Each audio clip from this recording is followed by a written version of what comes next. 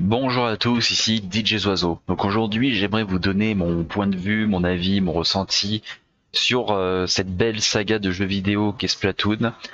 Du coup, surtout à l'approche du grand festival et un peu vous dire ce que je pense de Splatoon en général et aussi de ce que j'attends de ce grand festival.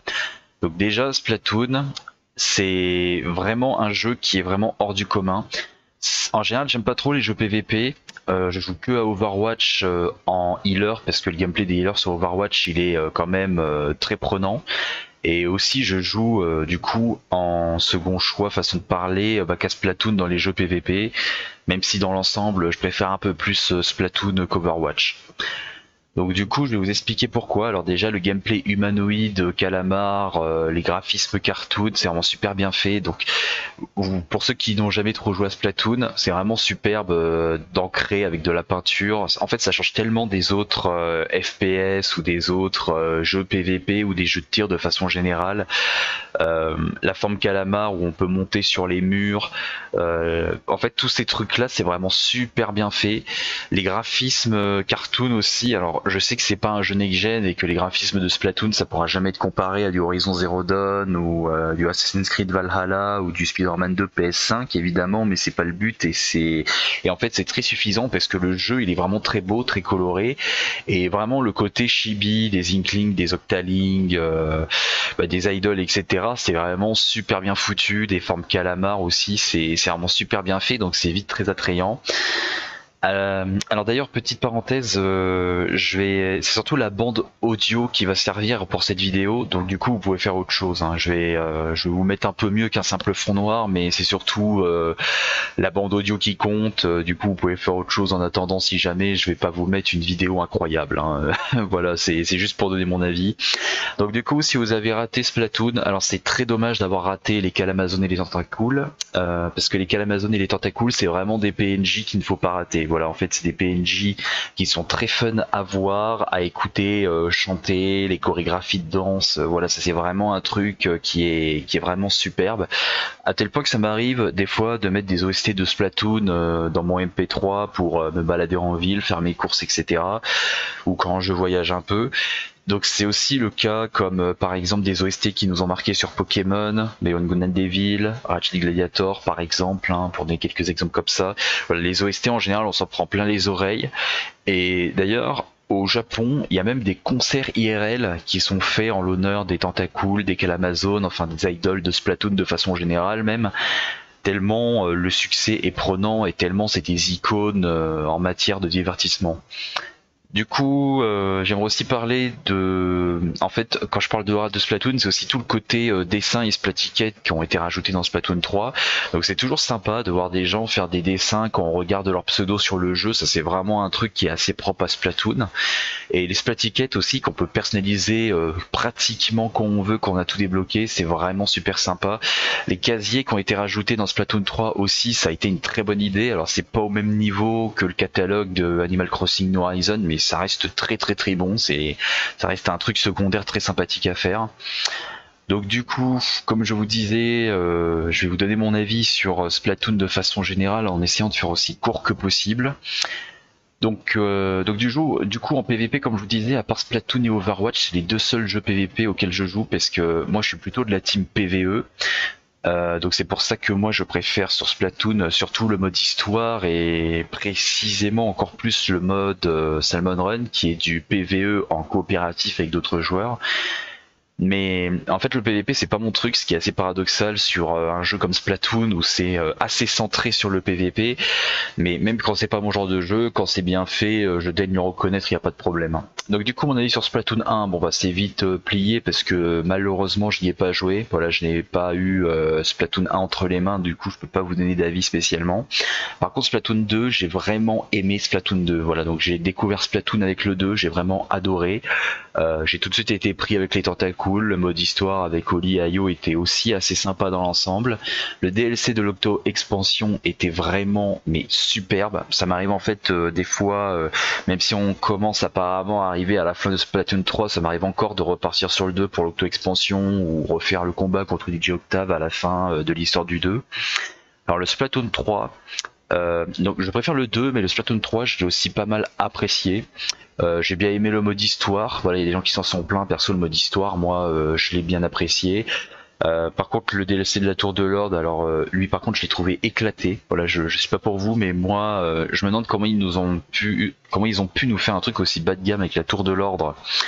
Malgré que ce soit sympa de voir hate, hein, mais je comprends pas comment ils peuvent nous faire un truc aussi bas de gamme que la Tour de l'Ordre, quand dans Splatoon 2 ils nous ont fait une merveille comme l'auto-expansion. Vraiment, j'ai pas compris. Du coup, pour ceux qui aiment, tant mieux pour vous, mais moi, le DLC de la Tour de l'Ordre, franchement, je dirais que c'est vraiment le cheveu sur la soupe de Splatoon 3. J'ai trouvé ça aussi dommage qu'on puisse pas faire passer ces équipements, ces bonus et compagnie de Splatoon 2 à 3, parce que y a déjà des trucs qui ont été faits comme ça sur d'autres séries de jeux. Bon bah dans ce cas faut tout refarmer, bon bah tant pis, hein, c'est la règle, hein, c'est comme ça, c'était annoncé avant même le Splatoon 3 il me semble. Le mode histoire, le mode histoire de façon générale, donc de Splatoon 2 et 3, et je prends aussi l'Octo expansion et DLC La Tour de l'Ordre en même temps.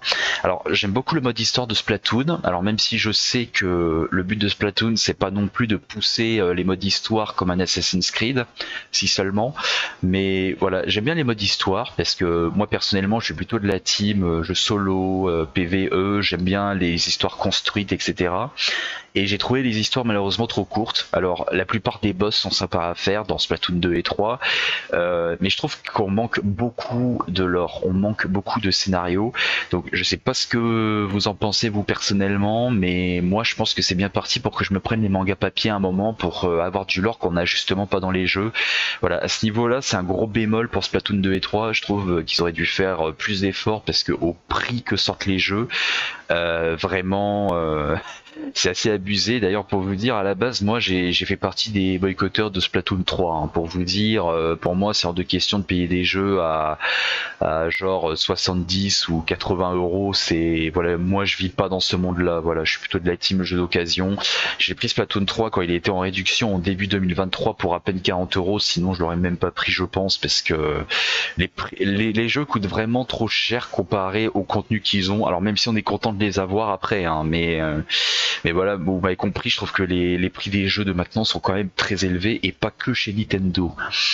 Alors pour la communauté de Splatoon, alors faut reconnaître, alors en général c'est aussi un peu pour ça que je préfère Splatoon à Overwatch, c'est que la communauté de Splatoon elle est meilleure que la communauté d'Overwatch parce que la communauté d'Overwatch elle est vraiment pour vraiment rester gentil, elle est vraiment constituée de personnes qui sont un peu trop nerveuses. Voilà, donc en fait il y a des gens qui s'énervent quand ils dérankent sur Overwatch comme si les parties compétitives payaient leur loyer alors que pas du tout, un jeu à la base c'est fait pour se détendre. Et en fait sur Splatoon ça arrive beaucoup moins. Alors après je vous cache pas que sur Splatoon j'ai quand même rencontré quelques cas dont des cas de snobisme assez accrus. Donc ça peut arriver qu'il y a des gens qui soient pas forcément super sociables sur Splatoon, mais dans l'ensemble la communauté elle est largement meilleure que sur Overwatch. C'est une communauté de tryharders aussi, donc ça c'est assez dommage quand vous reprenez le jeu, ce qui est mon cas. Parce que pour ma part moi ça faisait à peu près 1 an que j'avais laissé Splatoon de côté, alors du moins le mode en ligne, donc tout le mode Salmon Run, PVP, parce que je revenais toujours sur Splatoon de temps en temps pour faire un peu le mode histoire du 2 et du 3 ou l'Octo expansion. Et du coup oui, quand vous revenez faire du PVP depuis un petit moment, bah en fait des fois il y a des parties où vous revenez sans arrêt du spawn. Alors du coup je me suis demandé est-ce qu'il n'y avait pas des tricheurs sur Overwatch. Alors c'est pas pour être mauvais perdant, mais des fois j'ai vraiment l'impression qu'il y a des tirs qui passent à travers les murs. Des fois j'ai balancé des bombes splash qui pètent à 1 mètre des ennemis et comme par hasard bah en fait ils ne se prennent rien du tout.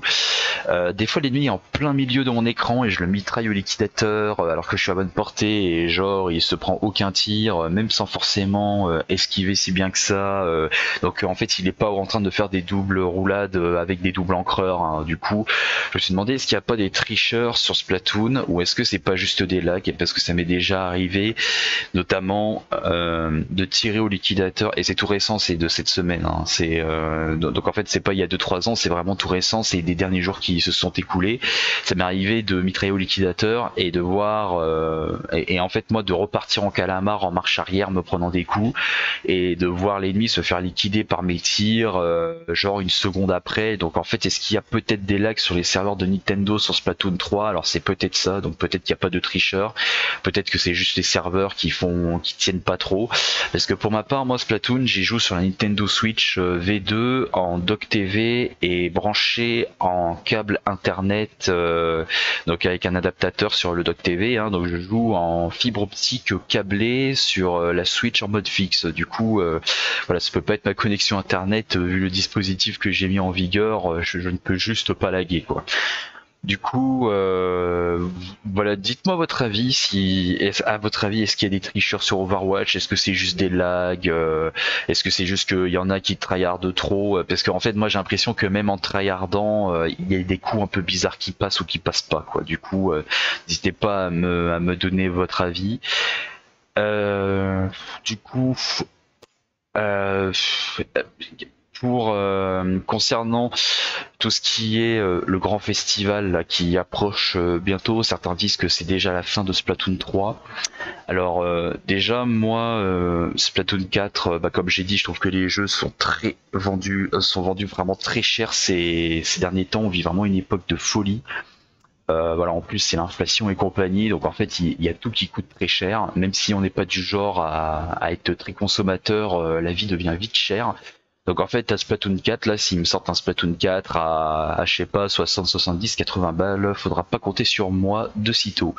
En plus je trouve que c'est un peu tôt pour nous sortir un Splatoon 4, hein, je sais pas ce que vous en pensez, mais Splatoon 3 en gros il a quoi? Il a 2 ans à tout casser, quelque chose comme ça, ils veulent déjà passer sur le 4. Bon en fait je sais pas, on changerait de jeu tous les 4 ou 5 ans, on pourrait débattre un peu, mais voilà, changer de jeu tous les 2 ans c'est un peu trop précipité je trouve.